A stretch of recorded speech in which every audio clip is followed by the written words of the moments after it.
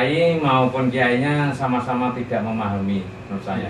Kiainya yang mengharamkan, tanda petik mengharamkan ya, itu ya tidak paham wayang. Kemudian sang tokoh yang sampai membuat tokoh wayang kiai kemudian dikeprok kemudian dibanting-banting, itu juga kurang paham pernyataan sang kiai tersebut atau sang ustadz tersebut. Sang ustadz tersebut kan yang dimaksudkan jangan mendewakan dewa-dewa, tapi itu kan salah juga. Wayang di Jawa itu wayang yang berdasarkan setiap lakon itu berbeda-beda. Ya, selamat malam pemirsa. Kita berjumpa dengan tadi wakil kesempatan. Alhamdulillah baik. Mudah-mudahan kita semua sehat semua. Jadi saya tertarik pembicaraan kita di telepon kemarin mengenai keikhlasan Bapak Panjenengan dalam menghadapi apapun yang terjadi dalam kehidupan. Bisa diceritakan Mas mengenai Bapak Panjenengan? Iya, memang bapak saya itu mendidik anak-anaknya itu menjadi orang-orang yang ikhlas itu. Ada 3 peristiwa penting yang saya itu tidak pernah lupa. Yang pertama, jadi ketika kami diajak ke sawah, kemudian sudah mau panen, tinggal ngambil saja. Tapi apa yang mau dipanen itu sudah diambil orang. Itu komentarnya hanya, "Mbok, kalau ngambil itu yang rapi, yang baik. Kalau naleni itu ya yang kenceng biar gak kejajar. Jadi kalau ngambil itu ya sekalian yang baik sekalian." Gitu. Dan bahasa apa yang diberikan Bapak ke jenengan waktu dari kecil sampai saat ini? Tidak boleh mengharuskan sesuatu, mengharapkan pada satu tertentu. Jadi gitu, misalnya sekolah itu ya tidak boleh saya harus jadi ini, harus jadi ini, itu tidak boleh. Ya tugasnya sekolah, ibadah menuntut ilmu. Nah, engkau hadiah Allah kasih apa, itu terserah Allah ngasih hadiah apa dari usaha kita. Jadi jenengan sudah punya cita-cita sejak kecil ingin jadi apa? Ya waktu itu saya lulus S1 pun saya kan nggak terus langsung melamar jadi ini gitu. Saya kan hanya silaturahim kemana-mana, terus disuruh nawar pekerjaan. Berapa lama? Saya belum lulus kan sudah kerja kan waktu itu di konsultan, dia kontributor di Citra Alma Mater, di Lusika. Belum lulus. Saya lulus kan saya lulus itu kan semester 12 karena hampir 6 tahun ya. Tapi 1 tahun sebelumnya itu kan saya sudah menikah, sudah bekerja, punya rentalan komputer di konsultan, kemudian kontributor tulisan di media, kemudian asisten penelitian dosen-dosen gitu. Paling hanya itu. Kemudian ke Unimus ceritanya. Unimus itu kan saya kan apa istilahnya ya, ke sana kemari dulu pernah di Citraland itu, bahkan saya kan sebagai QC cleaning service. Ya istilahnya ya supervisor cleaning lah, ngawasi kebersihan gitu. S2-nya itu kan saya setelah di STIE Cendekia itu dosen, kemudian saya kuliah S2 itu dengan cara hutang. Hutang untuk bayar SPP. Ya guru ngaji ada, memang guru ngaji kami itu baik, Mas Hardi katanya kamu ingin kuliah S2 ya Pak gitu. Ya udah nanti sore ke rumah saya ya gitu. Istri di Meranggen sini. Ya, Pak Haji Abu Hayan dari Muhammadiyah ya. Terus istri Mas Hardi nanti diajak ya gitu. Oh iya Pak gitu. Terus diajak ke rumah, ini tak bantu tapi hutang ya gitu. Nggih Pak, pokoknya nanti yang penting saya sahur gitu ya. Nanti waktu itu sudah dosen STE. Iya, dosen STE. Tapi saya kemudian ingin kuliah, kemudian diketahui beliau, kemudian saya ditawari untuk biaya kuliah itu, tapi dengan akad. Nah, gitu. Tapi alhamdulillah, itulah yang disebut dengan hadiah Allah. Makanya orang tua saya kan tidak boleh menginginkan sesuatu itu, kan nanti Allah akan memberi hadiah, itu betul. Ketika saya sudah diberi pinjaman, saya bayarkan semua. Bahkan TU-nya itu gumun. Loh, Pak, SPP-nya itu hanya sekian juta, kok bisa sampai lebih banyak? Enggak, itu saya titipkan semua begitu. Sampai selesai. Iya. Saya tidak mau menyimpan uang hutangan itu. Nah, akhirnya terus tahu sebenarnya lah. Waktu itu 10 juta. Oh, tapi udah besar ya? Wah, besar waktu itu. 10 juta. Ya tahun 2002. 2004 lulus. Dari kampus belum ada. Belum ada beasiswa, saya minta, belum ada ya. Saya karena inisiatif sendiri ya. Inisiatif sendiri, kemudian delalah kersane ngalah. Ya, hadiah dari Allah. HP saya hidup. Saya ketika mau berangkat kuliah itu. Mas Herdi, ini ada lowongan KPU. Di Demak hubungi 4 nama ini. Dari siapa itu? Ya, dari tokoh di Demak sana. Tapi tidak saya sebut nama-namanya ya. Ya, itu tokoh-tokoh politik waktu itu. 4 nama. Masih eksis ya? Ya, 4 nama orang tak semua satu persatu. Dan dengan apa sudah aktif di mungkin kegiatan? Saya aktifnya ya hanya di paguyuban RW, di LSM. RT apa? Ya, RW waktu itu. Kemudian punya kenalan beberapa tokoh di Demak. Ya, hanya saya temui saja satu persatu 4 orang itu, memperkenalkan diri, misi politiknya apa, misi kerjanya apa. Saya cerita gitu aja, latar belakang saya aja. Oke gitu. Kemudian saya daftar gitu aja. Nah, itu ada keunikan. Harusnya lulus 5, kan 10 ya. 10 nominasi dinominasi KPU provinsi, kemudian diambil 5, tapi ternyata dari 10 itu yang diambil 1. Kok bisa ya? Jadi terus rame geger Demak. 5 Pak. Ya, harusnya kan diambil 5. Nah, akhirnya diambil 1, hanya saya itu. Mungkin karena ini ya, kualitas atau apa Mas? Ya, saya sih tidak menghakimi. Hanya saya keunikan saja. Termasuk saya habis dari hutang untuk S2, saya berpikir sebagai seorang. Nah, akhirnya itu gaji KPU saya untuk masuk 2003 kan. Kan 2002 saya daftar kuliah.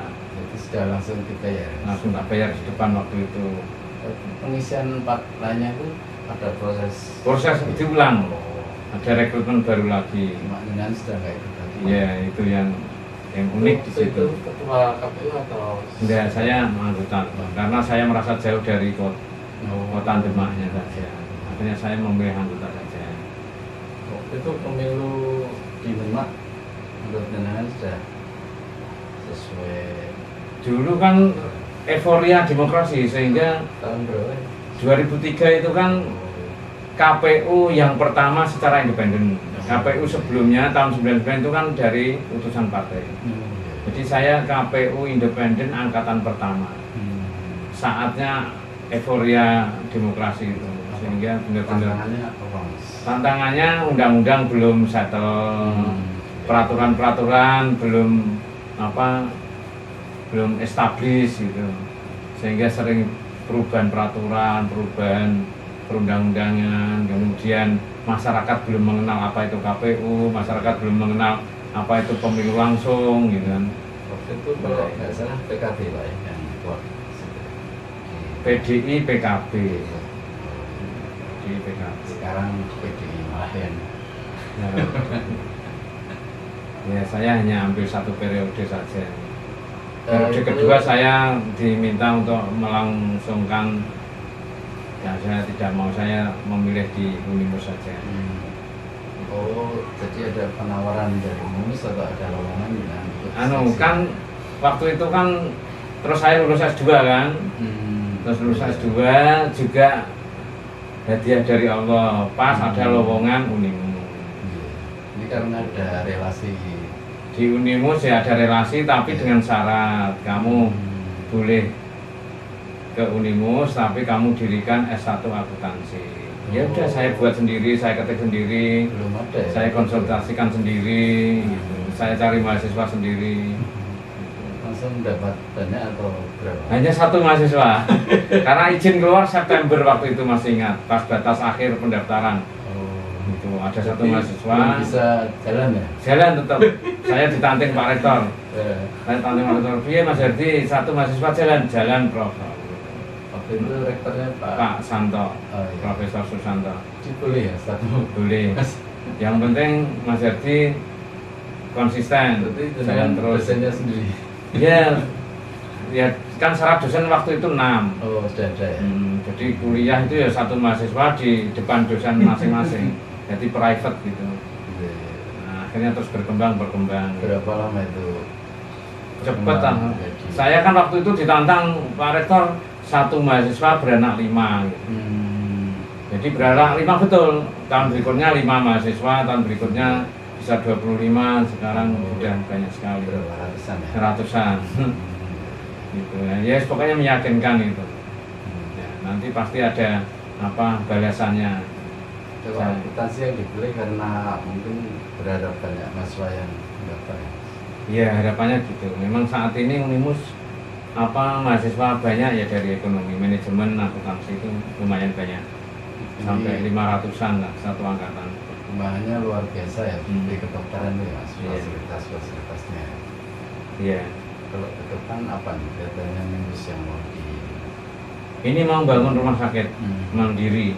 Ya. rumah sakit pendidikan? Rumah sakit Unimus ya. Mungkin sekelas Undik gitu. Iya. Mungkin akan lebih baik Unimus menurut saya, karena Unimus di pinggir jalan raya. Rumah strategis sakitnya ya? ya. Oh, iya. Nah, Ini seperti USM mas sebenarnya udah punya gedung ya, cuma kesulitan iya, saya mendapat izin. ya, kalau itu kurang tahu. Ya. Jadi banyak yang berminat mendirikan fakultas kedokteran ya sebenarnya. Iya. Ya lumayan lah kalau punya fakultas kedokteran. Itu kan bisa nggeret fakultas lainnya. Itu mendapat izin karena memang sudah ada tenaga pengajarnya yang memenuhi syarat. Iya, syaratnya kan punya rumah sakit mitra, punya dosen-dosen dari dokter, kemudian dengan rumah nih. awal mula dengan Rumani dan rumah sakit Tugu. Sekarang ada rumah sakit gigi juga ya. Rumah sakit gigi ya, itu rumah sakit gigi Unimus juga ya. Itu juga untuk mendukung proses pembelajaran FKG. Kemudian ini ya, Sunda Wayang ya. Ya, salah satu itu kan karena hanya kuliner sejak kecil aja kan wayang. Karena masa kecil itu kan bergelut, bersosialisasi, bersinggungan dengan wayang.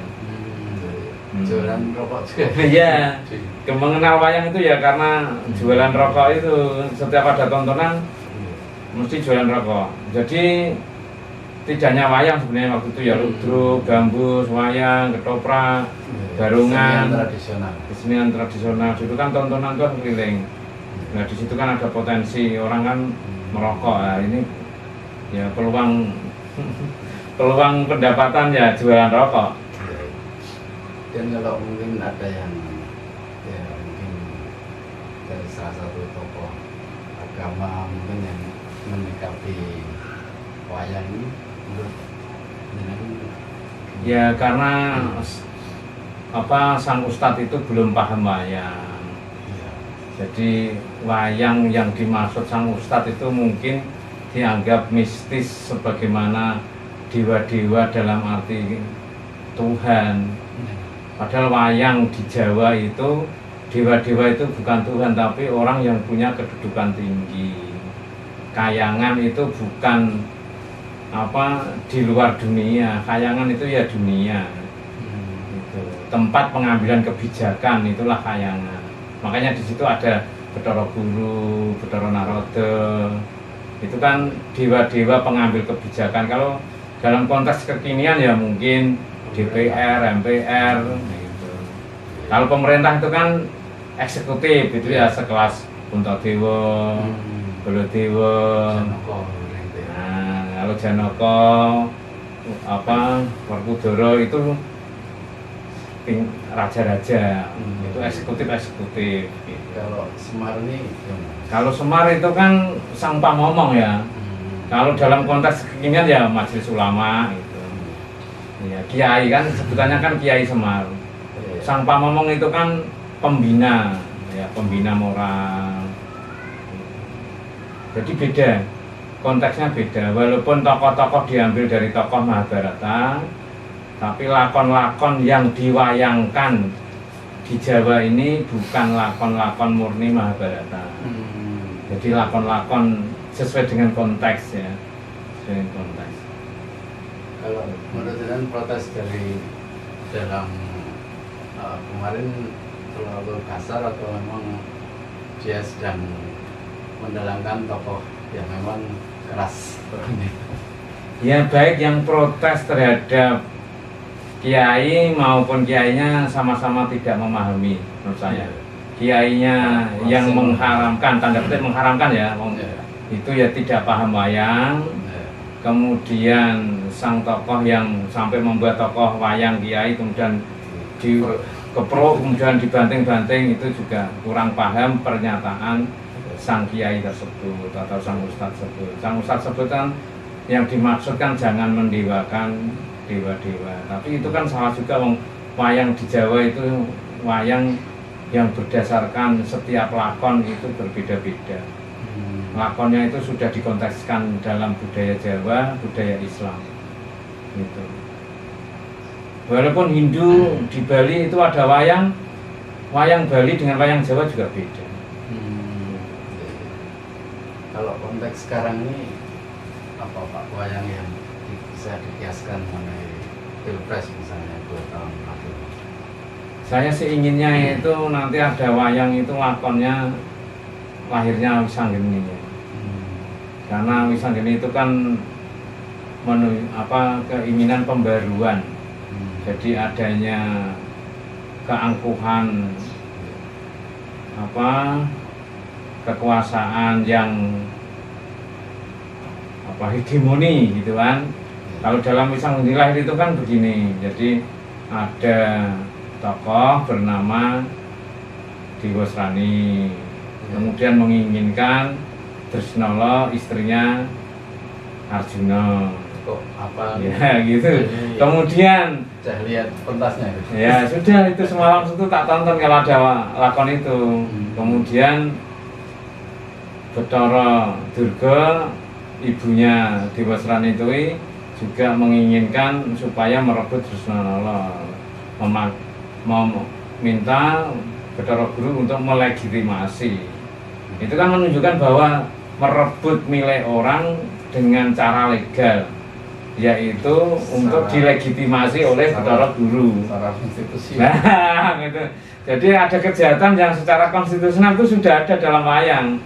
Berhasil atau gagal? Nah, sampai Diwasrani itu menculik Trisnala yang sedang hamil, padahal itu hamil dari Arjuna. Hamil siapa? Yaitu calon bayi yang bernama Wisanggeni itu. Nah, akhirnya sampai Wisanggeni lahir kan tidak diinginkan itu kan, akhirnya kan dicemplungke ning kawah Candradimuka gitu kan. Tapi malah tidak mati, dia malah tambah sakti. Nah, akhirnya dia berani ngobrak-abrik kayangan. Ngobrak-abrik kayangan itu artinya apa? Membongkar kebobrokan kekuasaan. Nah itu kan berarti kan tidak ada kaitannya kemusyrikan, tidak ada kaitannya dengan dewa-dewa yang dimaksud dengan dewa-dewa Tuhan, itu kan tidak ada. Jadi kayangan itu kan hanya pengambilan kebijakan yang salah, sehingga muncul tokoh bernama Diwasrani. Nah gitu. Menurut saya setiap lakon itu punya tujuan kritik sosial. Di 2004 kalau wayang itu siapa Mas kira-kira nanti? Ya saya harapannya itu nanti ada muncul tokoh yang bernama Antaséna. Jadi Antaséna itu punya kisah begini yang paling menarik. Kan banyak orang mengaku saya Pancasila, saya NKRI, gitu. Itu ada wayang lakon yang hilangnya Jamus Kalimasada, Jimat. Ya Kalimasada itu apa tahu? Kalimasada itu surat. Jadi pusaka tapi berupa surat. Surat itu apa? Surat itu kan berarti berisi tulisan. Itu hilang. Nah, dalam kegaduhan politik yang dituduh mencuri itu adalah siapa? Kresna. Gitu. Tapi ternyata itu Kresna palsu. Kemudian terjadi permusuhan, nah, tuduh menuduh. Tetapi yang paling jeli melihat kepalsuan Kresna itu adalah Antaséna. Padahal Kresna palsu ya? Nah, iya, bukan Kresna asli yang mencuri. Kresna palsunya itu siapa? Sengkuni, Durna, ya orang-orang Kurawa itu kan dalam pewayangan itu kan hanya mencari tokoh yang pantas untuk dijadikan pencuri kan gitu. Berarti Kresna itu kalau dalam wayang aslinya di Mahabharata sana itu kan titisan dewa. Tapi kalau di sini ya biasa, orang biasa. Hanya sebagai raja. Kreasi dalam sendiri ya. Iya, kreasi dalam sendiri. Makanya kiai yang mengatakan wayang itu haram ya, karena tidak paham lakon. Gitu. Dikira saya hanya mengira saja ya. Saya hanya mengira bahwa dikira wayang yang ada di Jawa ini masih murni asli dari Hindu ya, enggak, bukan. Enggak paham wayang, enggak paham lakon. Dia mungkin paham wayang yang itu bukan wayang Jawa. Tapi dengan nggak melihat ada huru-hara nanti di gambar yang kondisi. Kalau saya konteksnya pemilu Indonesia itu pemilu enjoy aja, gitu. Pemilu yang seperti anak kecil kasti itu. Seperti anak kecil kasti itu kan hari ini golone ABCD, D E F. Besok pagi bumbing lagi golone A D F G. Kemudian kan gitu. Formasi berubah lagi gitu. Saya bisa masuk ya, gitu. Kabinet ya, apa-apa. Iya, enggak apa-apa. Itu malah pemilu yang enjoy menurut saya. Asik-asik gitu lah. Kelihatannya kok ini kader utama Cebong masih ada terus ya. Nah itu kan ya tadi seperti anak kecil yang kasti itu kan, wadan-wadanan. Wadan-wadanan nanti rukun lagi ada sekali bareng. Gitu. Kemudian nanti formasi berubah lagi, wadan-wadanan lagi. Wadan-wadanan itu bahasa lokal di tempat kami itu ece-ecenan lah gitu. Bully membuli gitu. Jadi nggak sampai istilahnya bentrok fisik antar. Ya. Nah, saya harapannya gitu, pemilu itu asik-asik gitu. Enjoy saja seperti anak kecil kasti, seperti anak kecil adu sekali gitu. Ini diharapkan tetap tidak diundur ya, ya enggak usah lah, namanya pertandingan itu jadwal harus tepati. Menurut saya kan namanya aja kan kontestasi, pertunjukan. Kalau pertunjukan itu diundur nanti penonton kecewa. Gitu. Kalau penonton kecewa kan panitia rugi. Gitu. Saya kalau membuat analogi gitu. Apa ada upaya biar Pak Jokowi 3 periode itu ya, Mas? Ya kan begini, ini kan itu kan hal yang sangat remeh-temeh ya. Misalnya saya pas menang kasti, kan harapannya kan waktunya diperpanjang karena asik sedang menang gitu loh. Ada batasan. Iya. Gitu. Tapi kalau yang kalah tuh korak barbar kalau kasti ini kan gitu. Nah, jadi kasti itu kan kamplongan, tapi berarti kamplong itu kan ngekek-ngekek gitu aja tuh. Setelah selesai pertandingan, besok formasi berubah lagi. Jadi formasi berubah lagi itu ya, yang dulunya lawan jadi kawan, yang dulunya kawan jadi lawan gitu. Nanti pimpah lagi shoot siapa yang menang gitu. Ya gitu aja, kita pahami begitu aja, tapi enggak ribet. Tapi ini mungkin keunggulan Pak Jokowi dibanding Gus kan. Jokowi mau ya istilahnya berkoalisi dengan banyak partai. Jokowi itu kan pintar membuat apa istilahnya menguji respon. Menguji respon masyarakat itu diuji lewat pernyataan tertentu. Kalau istilah make itu check sound. Soundnya ini kira-kira nyaring apa enggak gitu, gemberbek apa tidak gitu. Kalau soundnya bagus ya udah lanjut. Tapi kalau ternyata gemberbek ya dia diotak-atik lagi.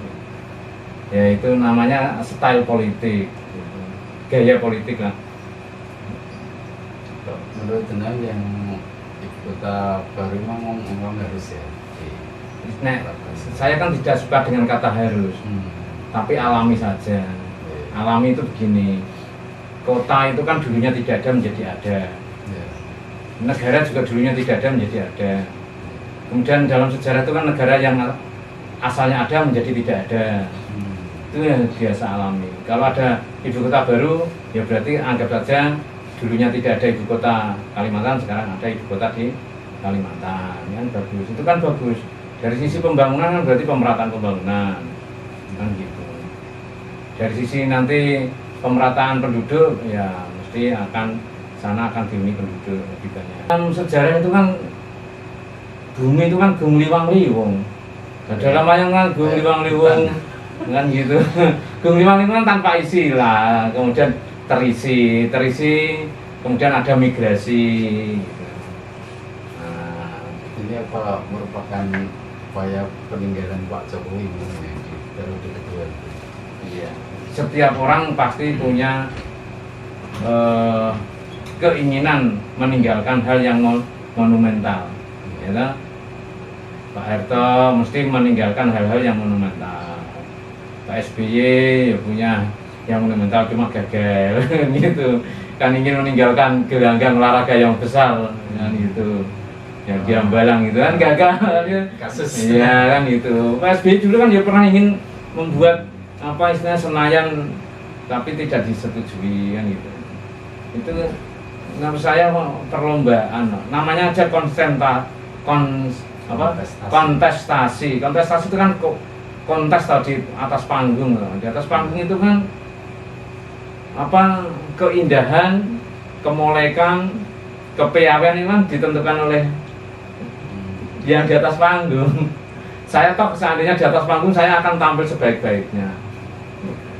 Dari para capres yang muncul itu pemenang loh, kan sudah dipentas gak? Yang saya sih hanya menilai tiga besar saja ya, karena itu kan saling menggantikan antara nomor satunya itu Prabowo, Ganjar dan Anies. Dia kan punya kemolekan masing-masing, punya keseksian masing-masing seksi lah tampil gitu. Kemarin waktu di IKN Anies kan terlihat lebih berani ya, tanahnya dari daerah yang mungkin kontroversial. Ya itu yang saya katakan, setiap orang pasti akan menampilkan keunikan masing-masing. Anies Baswedan punya latar belakang akademik yang sangat bagus, punya pengalaman di luar negeri yang cukup bagus. Dia menjadi teladan pelajar yang sejak SMA. Itu kan cara berpikirnya kan tentu berbeda dengan yang lain. Yang lain juga mesti punya keistimewaan yang lain. Saya kira masing-masing akan mencari celah, mencari ceruk, nah gitu. Iya. Mungkin karena didukung mayoritas kelompok Islam mungkin ya, apakah Anies kemudian lebih mendapat peluang, Mas? Nah saya sih memang sejak dulu tidak setuju membelah ya, atau membagi masyarakat atas dasar agama dan nasionalis, itu enggak. Itu karena agama itu mengajarkan nasionalisme, nasionalisme bisa tumbuh kalau agamanya baik. Di Pilkada Jakarta kemarin mungkin ada yang ya memakai air raya itu ya, Mas. Ya iya itu tadi kan dijadikan alat untuk apa istilahnya mengambil ceruk itu aja. Dan untuk harapan dengan ke depan apa Mas? Ya saya tetap gini prinsipnya, kalau hari ini baik maka berikutnya akan membawa kebaikan. Dan kebaikan akan bermanfaat untuk kebaikan orang lain. Dan orang baik pasti akan ketemu orang baik. Nah itu. Sehingga apa mutualisme nantinya gitu. Kalau misalnya ada panjenengan ketemu orang yang tidak baik, gimana menyikapi? Tidak apa-apa. Kalau ya apa ya kita ajak baik aja. Tidak. Tapi kalau punya rasa ya serik itu ya biasa saja. Tetap punya manusia itu tetap punya rasa serik, tapi jangan lama-lama. Akhirnya tetap Berdamai ya. Makanya pemilu itu ya saya anggap itu tadi anak kasti itu. Oh, iya. Iya, anak kasti itu kan yo pukul-pukulan tuh bola di itu dilempar gitu. Tapi besok pagi kan formasi berubah. Berkasti adus sekali bareng-bareng gitu. Jadi, terima kasih. Waktunya semoga bermanfaat untuk pemirsa. Ya. Assalamualaikum warahmatullahi wabarakatuh. Waalaikumsalam warahmatullahi wabarakatuh. Iya. Terima kasih.